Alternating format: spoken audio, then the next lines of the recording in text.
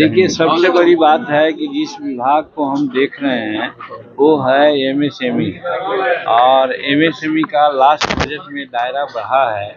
और मैं समझता हूँ कि ये जो अभी शोरूम है एमएसएमई के अंतर्गत ही है। इसका नाम फर्निक डेकोर करके है इसका नाम, और ये कंडी नवादा रोड पर स्थित है। हमको बहुत खुशी हुई जब आमंत्रण मिला कि ऐसे दुकान को उद्घाटन करना है, शुभारंभ करना है, तो आए हैं। क्योंकि आज के ज़माना में नौकरी के लिए हमारे जितने भी लोग हैं ज़्यादा चिंतित रहते हैं, लेकिन उत्तम खेती मध्यम मान नीच चाकरी भी निदान कहा जाता है। तो व्यापार बहुत अच्छी चीज़ है, व्यापार करके स्वनियोजन करना चाहते हैं और लोग ले रहे हैं। वैसी परिस्थिति में इस प्रकार का जो दुकान है, इस प्रकार का शोरूम है, ये खोले हैं, ये बहुत अच्छी बात है, ये गौरव की बात है। हम शुभकामना देते हैं इनको कि और दिन दुनिया चौगुनी के हिसाब से और इनका व्यापार बढ़े। और सबसे बड़ी बात है कि ये बोधगया में भी अपना कारखाना बनाए हुए हैं, वहीं अपना सेल्फ बनाते हैं और यहाँ आकर के बेचेंगे। यही और बहुत अच्छी बात है। नहीं तो बहुत होता है कि दूसरी जगह से मंगाते हैं और उसको बेचते हैं। तो ये दोनों काम एक कर रहे हैं। कहने का मतलब कि सोना में सुगंध के रूप में है, बहुत अच्छा है, बहुत शुभकामना देते हैं। सर, एक वीडियो आपका वायरल हो रहा है सर, यही तो बात, तरह तरह के सवाल। क्या तरह तरह के सवाल है? क्या कोई गलत मैंने उसने कहा है? हमने, आप लोग भले इसको दूसरे रूप में कर देते हैं, हम लोगों ने कहा है ये कि हारने वाला जो लोग होता है हतोत्साह हो जाता है। हम ही 1990 में 182 वोट से हारे थे हम, और हम छोड़ करके चले गए थे। अगर हम रिकाउंटिंग मांगते तो हो सकता था हम जीत जाते। आज बिहार में 4-5 जगह ऐसा है जो विरोधी दल के साथ भी है और सत्ता पक्ष के साथ है, जहां रिकाउंटिंग मांगा वो जीत गया, और सब करीब जीत गया है जहां जहां रिकाउंटिंग मांगा है। इसको चाहे विरोधी दल के मांगा हो, चाहे पक्ष का मांगा हो, चाहे गोपालगंज का मामला हो, चाहे भभुआ का मामला हो, सब जगह है। और लास्ट ईयर यानी 2020 में इन्हीं के साथ घटना हुई थी, हार रहे थे। और उस समय थे वो पदाधिकारी, उनसे हमने कहा वो अच्छे पदाधिकारी थे, सुशासन उनका अच्छा था।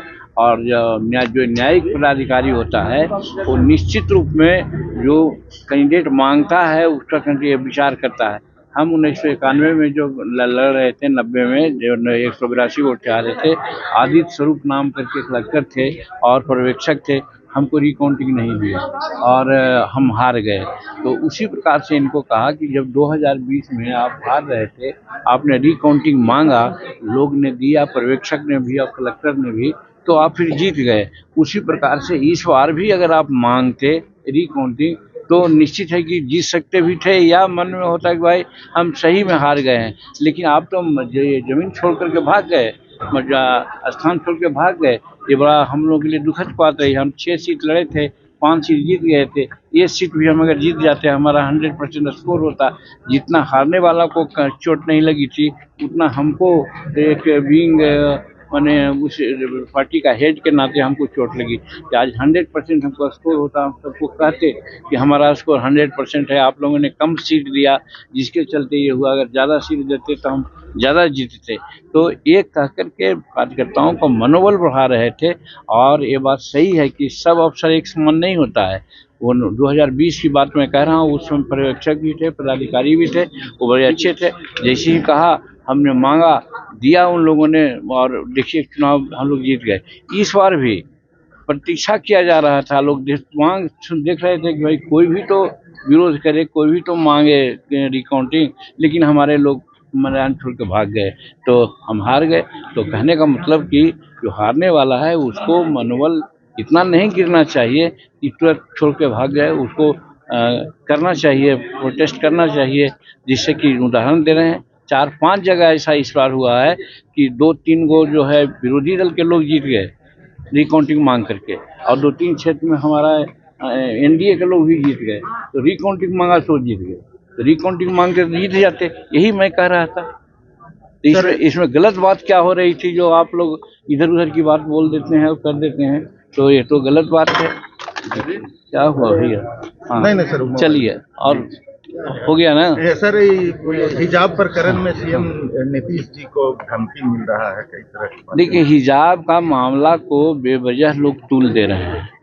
हम कहते हैं, हमसे भी दिल्ली में पूछ रही थी एक पत्रकार के जड़ने वाली करस्पॉन्डेंट, उसका बाल ऐसे आंख पर गिर रहा है।